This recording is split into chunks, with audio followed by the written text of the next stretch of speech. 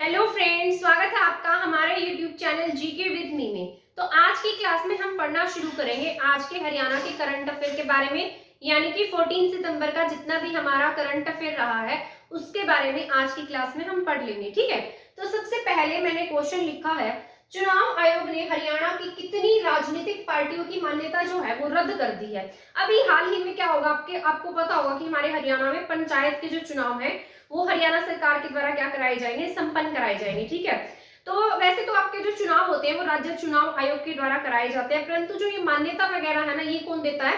भारतीय जो चुनाव आयोग है वो देता है। ठीक है, तो जो चुनाव आयोग है उसने हरियाणा की 4 पार्टियों की जो मान्यता है उसको रद्द कर दिया है। ठीक है, कितनी राजनीतिक पार्टियों को रद्द किया है? 4। तो उसमें से कौन सी पार्टी शामिल है जिसकी मान्यता को हरियाणा मतलब जो चुनाव आयोग है उसके द्वारा रद्द किया गया है? ठीक है, इसमें एक शामिल है हरियाणा जनता पार्टी। क्या नाम है इसका? हरियाणा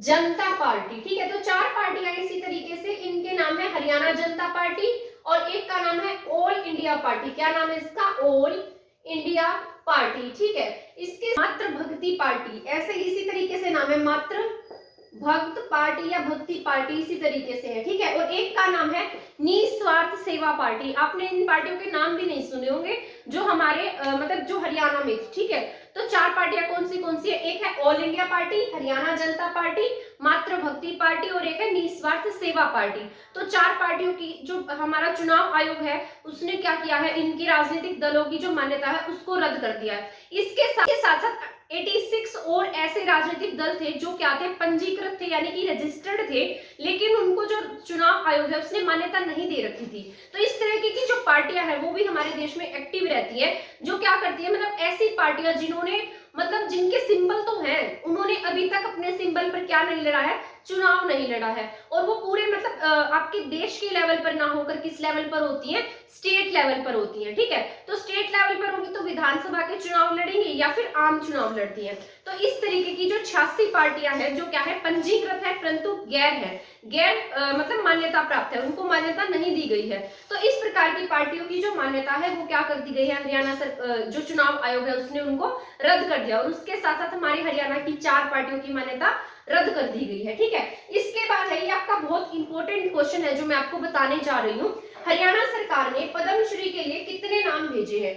हाल ही में हरियाणा सरकार ने क्या किया है, जैसे आपको पता होगा कि हर स्टेट क्या करता है, अपने यहाँ से जो मतलब किसी चीज में बेहतरीन होता है तो वहां के लिए उनके नाम भेजता है। तो उसी प्रकार हरियाणा सरकार ने पद्मश्री अवार्ड के लिए नाम भेजे हैं। तो कितने नाम भेजे गए हैं? तो टोटल 8 नाम भेजे हैं। कितने नाम भेजे हरियाणा ने? 8 नाम भेजे। उसमें से नाम मैं आपको बता देती हूँ, खिलाड़ियों में 2 खिलाड़ियों के नाम पद्मश्री के लिए भेजे गए हैं। एक है इसमें रवि दहिया, किसका नाम दिया गया है? रवि दहिया का। रवि दहिया के साथ साथ नाम दिया है विनेश फोगाट का। ठीक है, तो 2 कौन है हमारे खिलाड़ी हैं। इसके साथ साथ एक रेवाड़ी की बेटी है जो किसके लिए काम करती है, जो नेचर के लिए काम करती है, उनका नाम दिया गया है। इसके साथ साथ ज्ञानानंद जी महाराज हैं और एक त्रिवेणी महाराज है। तो 2 महाराज, एक रेवाड़ी की लड़की, ठीक है, 3 और रवि दहिया और विनेश फोगाट। इसके साथ साथ 2 सामाजिक कार्यकर्ता हैं जिनके नाम इसके लिए भेजे गए हैं। ठीक है, तो इस तरीके से टोटल कितने हैं?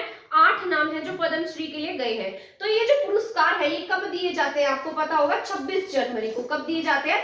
26 जनवरी को। प्रत्येक वर्ष 26 जनवरी को इनकी अनाउंसमेंट की जाती है।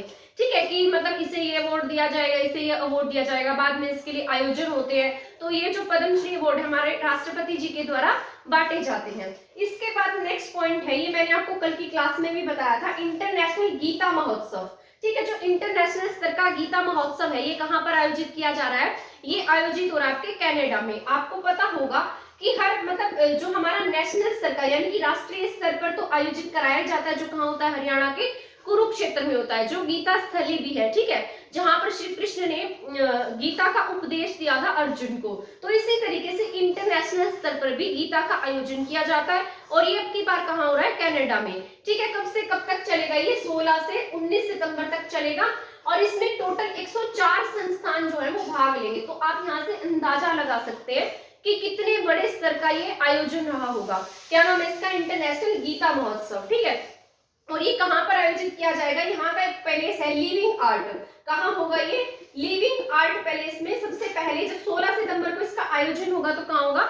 लिविंग आर्ट में। इसके बाद जब 19 सितंबर को इसका आयोजन किया जाएगा, वो कनाडा का एक शहर है ओंटारियो, वहां पर इसका आयोजन होगा, ठीक है। और इसके लिए ऐसा माना जा रहा है कि जो गीता मतलब जहां पर इसका आयोजन होगा उसके लिए 3.25 एकड़ की जो जमीन है वो भी मतलब बनाई गई है, या एक प्रकार का एरिया बनाया गया है जहां पर इसका आयोजन होगा, ठीक है। तो ये क्या है आपका कनाडा में है, 104 संस्थान इसमें भाग लेंगे। 3 एकड़ लगा लीजिए, 3 एकड़ में वहां पर क्या बनाया गया है, गीता स्थली बनाई गई है, जहां पर क्या होगा, गीता का आयोजन होगा। और ये कितने दिन तक चलेगा, 16 से 19 सितंबर तक। 16 सितंबर को कहां पर होगा, लिविंग आर्ट पैलेस में, और 19 को कहां होगा, ओंटारियो, इसका शहर क्या है, ओंटारियो में, ठीक है। तो ओंटारियो में इसका आयोजन कराया जाएगा, ठीक है। तो इसके बाद नेक्स्ट पॉइंट जो है वो भी आपका बहुत ही ज्यादा इंपॉर्टेंट है। पंजाब और हरियाणा हाईकोर्ट में कितने न्यायाधीशों को मंजूरी मिली है, क्या मिली हमारे यहाँ पर, पंजाब और हरियाणा हाईकोर्ट में कितने नए जजों को नियुक्ति के लिए आदेश दिया गया है। जो हमारी सुप्रीम कोर्ट है, सुप्रीम कोर्ट क्या करती है, कॉलेजियम के तहत अलग अलग जो मतलब न्यायाधीश होते हैं उनकी नियुक्ति के आदेश देती है। तो उसी प्रकार सुप्रीम कोर्ट ने 3 नए हाई कोर्ट में क्या दी है, नियुक्ति के लिए आदेश दिए हैं, ठीक है। उसमें से हमारा हरियाणा शामिल है, हरियाणा के साथ साथ बॉम्बे हाई कोर्ट शामिल है, बॉम्बे हाई कोर्ट के साथ साथ कर्नाटक हाई कोर्ट भी इसमें शामिल है, ठीक है। तो 3 हाई कोर्ट ऐसे हैं जहां पर नए जजों की नियुक्ति के आदेश जो है वो सुप्रीम कोर्ट के द्वारा दिए गए हैं। तो हमारे यहाँ पर कितने न्यायाधीश बनेंगे, 9, कितने हैं, 9 न्यायाधीश है, ठीक है।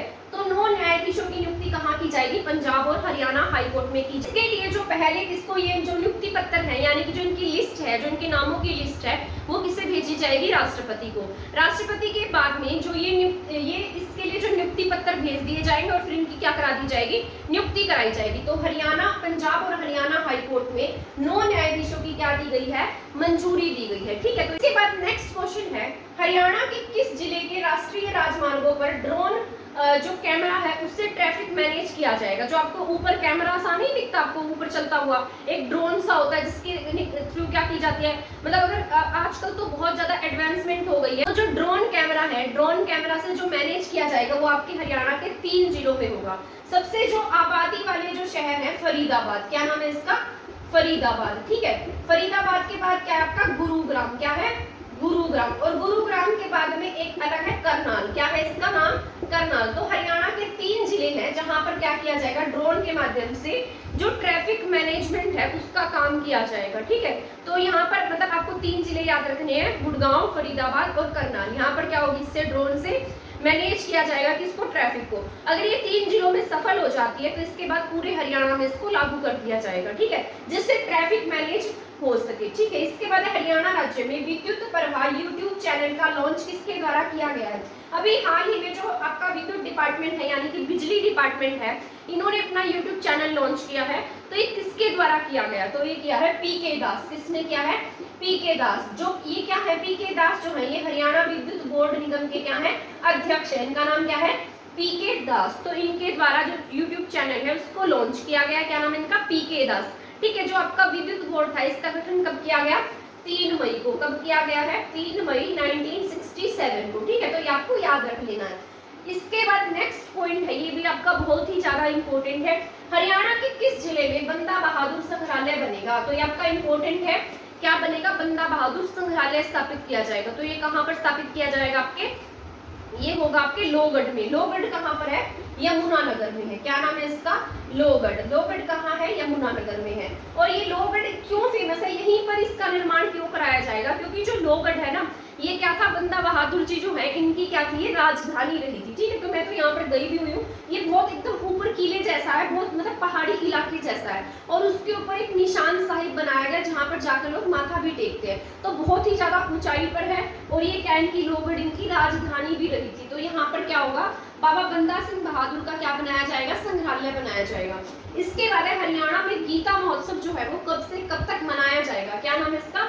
अभी मैंने आपको इंटरनेशनल गीता महोत्सव के बारे में भी बताया था, पर अब किसके बारे में बता रही हूँ, हरियाणा गीता महोत्सव, यानी कि हरियाणा में भी जो गीता महोत्सव मनाया जाता है हर साल, तो कब से ठीक है, ये मनाया जाएगा 19 नवंबर से, कब से कब तक मनाया जाएगा, 19 नवंबर से 6 दिसंबर तक। ठीक है, तो 19 नवंबर से 6 दिसंबर तक इसका आयोजन किया जाएगा और ये कहां पर होगा, हमारे हरियाणा के कुरुक्षेत्र में। ठीक है, 1989 में सबसे पहली बार इसको अंतरराष्ट्रीय स्तर पर क्या दी गई थी, मान्यता दी गई थी। ठीक है, और 2016 से लेकर हम क्या मना रहे हैं, इंटरनेशनल स्तर का गीता महोत्सव जो है वो अलग अलग देशों में आयोजित कराया जाता है। कब से, 2016 से। वैसे इसको मान्यता कब मिल गई थी, 1989 में। ठीक है, तो ये पॉइंट्स जो है वो आपको याद रख लेने हैं। सबसे पहले मैंने क्या लिखा था, चुनाव आयोग जो है उसने हरियाणा में कितनी राजनीतिक पार्टियों को मान्यता दी है, सॉरी मान्यता रद्द कर दी है, तो 4 पार्टियों की। इसके बाद में है हरियाणा सरकार ने पद्मश्री के लिए कितने नाम भेजे, तो 8 नाम हरियाणा सरकार से गए, हरियाणा सरकार के द्वारा 8 नाम इसमें भेजे गए हैं। इसके बाद है इंटरनेशनल स्तर का गीता महोत्सव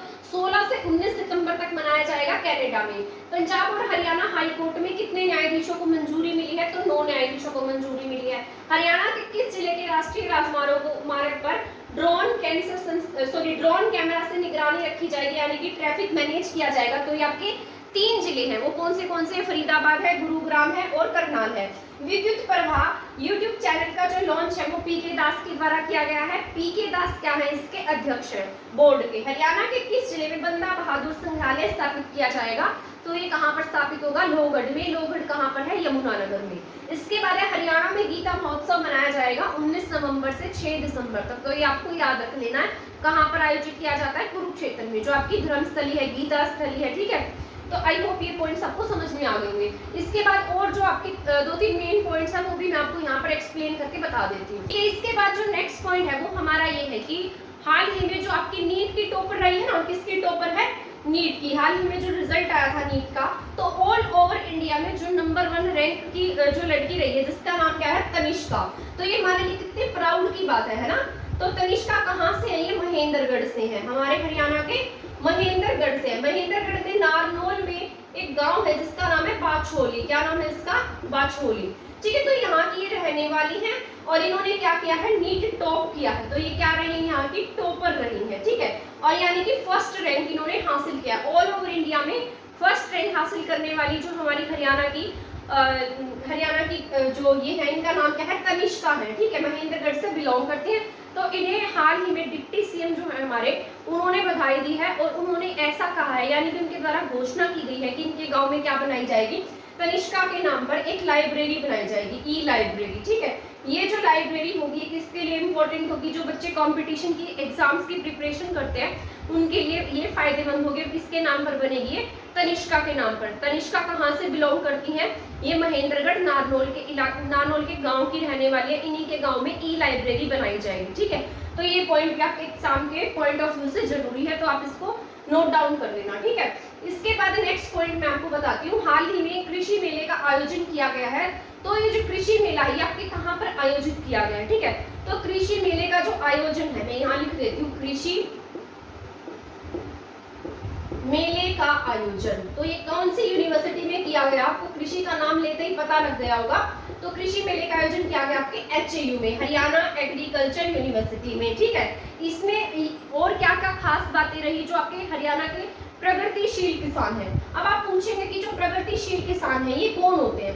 प्रगतिशील किसान वो हैं जिन्होंने पुरानी टेक्निक्स को छोड़कर नई टेक्निक अपनाई है, यानी कि कृषि करने के लिए नए साधनों का उपयोग किया है, नई टेक्नोलॉजी का प्रयोग किया है, जो अलग अलग तरीके से खेती करते हैं और इन्होंने अपना नाम भी आगे बढ़ाया इसके लिए। ठीक है, तो यहाँ पर जो प्रगतिशील किसान है उन्हें सम्मानित किया गया है, कहाँ पर, HAU में। और HAU में आज ही जो कृषि मेला है उसका आरंभ हुआ है। ठीक है, तो मैं यहाँ पर कुछ नाम है इनके वो लिख देती हूँ कि मैंने यहाँ पर लिखा है रमेश भादु। रमेश भादु जो है ये सिरसा के रहने वाले हैं और इन्होंने क्या किया है, ड्रॉप सिस्टम से क्या किया, सिंचाई की है। तो ड्रॉप सिस्टम से सिंचाई करके रमेश भादु ने क्या बन गए, प्रगतिशील किसान बन गए हैं। इसके बाद राधेश्याम ये फतेहाबाद से बिलोंग करते हैं।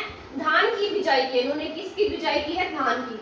वैसे जो आपकी धान बोई जाती है, रोपाई कर बोई जाती है, लेकिन इन्होंने जो धान है वो नए तरीके से बोई है, बिजाई करके बोई है, जिससे 80% जो पानी है उसकी बचत हुई है। ठीक है, इसके बाद है अशोक। अशोक ने क्या किया, ये भिवानी से बिलोंग करते हैं और इन्होंने बागवानी की खेती को बढ़ावा दिया है। इसके बाद है डॉक्टर विकास वर्मा, ये हिसार के रहने वाले हैं और इन्होंने ड्राई ओस्टर मशरूम उगाया है, ठीक है। तो इस तरीके से अलग अलग प्रकार की नई नई जो मतलब नई नई टेक्नोलॉजी से क्या की इन्होंने खेती की है, तो इसलिए इन्हें क्या किया गया है, सम्मानित किया गया है। वैसे तो बहुत सारे किसानों को सम्मानित किया गया है, लेकिन इनका नाम ही ज्यादा मतलब देखने को मिला है, क्योंकि इन्होंने नए तरीके से क्या किया है, नई नई टेक्नोलॉजी से खेती की है, ठीक है। इसके बाद एक पॉइंट और है जो मैं आपको बता देती हूँ। आपका जो चंडीगढ़ एयरपोर्ट है, आपकी सिटी आती है, इसमें आती है पंचकुला, एक आपकी चंडीगढ़ और एक क्या है, मोहाली, ठीक है। तो जो आपका चंडीगढ़ एयरपोर्ट है ना, यहाँ ये क्या बन जाएगा, इंटरनेशनल स्तर की इसको ख्याति मिल जाएगी, यानी कि इंटरनेशनल स्तर पर इसकी मान्यताएं बढ़ जाएंगी, क्योंकि ये जो है यहाँ पर एक ओल्ड एयरपोर्ट है, एक न्यू एयरपोर्ट है, तो उन दोनों के बीच में क्या है, बहुत ज्यादा डिस्टेंस है। तो उस डिस्टेंस को कवर करने के लिए पोर्टेड कार चलाई जाएगी, ठीक है। यानी कि जो इनका टर्मिनल होता है ना, वो थोड़ी दूर होता है। वैसे मतलब जब एयरपोर्ट पर जाना होता है हमें, तो इनका जो टर्मिनल है जहाँ पर प्लेन जाता है, तो उसके लिए क्या चलाई जाएंगी, पोर्ट कार चलाई जाएगी, ठीक है। तो पोर्ट कार से क्या हो जाएगा, इनकी डिस्टेंस जो है वो कम हो जाएगी, इसलिए जो इंटरनेशनल स्तर पर इसकी मान्यताएं हैं वो क्या हो जाएंगी, बढ़ जाएंगी, ठीक है। तो इसलिए जो चंडीगढ़ एयरपोर्ट है उसकी मान्यता इंटरनेशनल स्तर पर बढ़ने जा रही है।